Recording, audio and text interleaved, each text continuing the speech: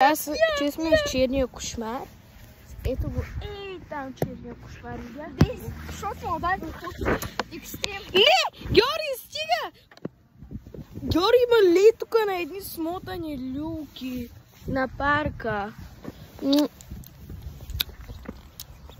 Тази сутеница не се махаме. Кажи, момите след малко ще умра, ако почне да съм. Ко? Кажи, ще умра след малко, ако почне да. Значи, много чакам лятото. Това видео ще го пусна да си го гледам лятото, но много искам лятото, ама много приятели. Не знаете? Георги, не! Не! Не! Георги! Бе, майка ти! Ела сега, ела. Ударих се в глава. Сега гледай, че какво ще го направя. Гледай. Бе, простако мръсен долен. Да ти! Майката! Георги, ако дойдеш, ще те набия. Ударих си главата заради тебе, бе. Простако! Простако мръсен! Сега ще видиш ти какво ще направя. Посмей! Дай ми го! Ох, хора, това мръсния много ма дразни. Я да им тук дали има риби, бе? Чай, да изпреди да почнем предварително. Чакай. Не, няма да ти прибирам телефона.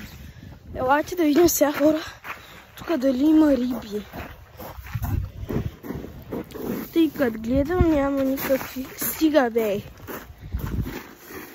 Няма риби, хора. За съжаление няма риби. Но ние много искам да е лято. Ако се изтърва телефона, както едва му държа, ще стане леш.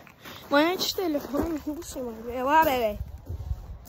Ти сега ще рисна камъни и кажеш, какво стая дъжд ли бъде?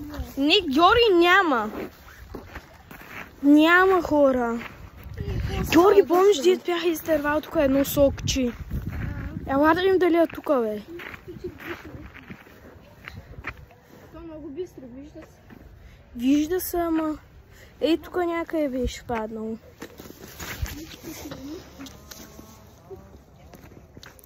Нищо не съм направил. Няма го сокчето. Изкарали са го. Само сянката. Абе, ял ти виж тротоетката ми някой да... там е. Ами тук сме сега в обзор на долния парк. Разглеждаме забележителностите.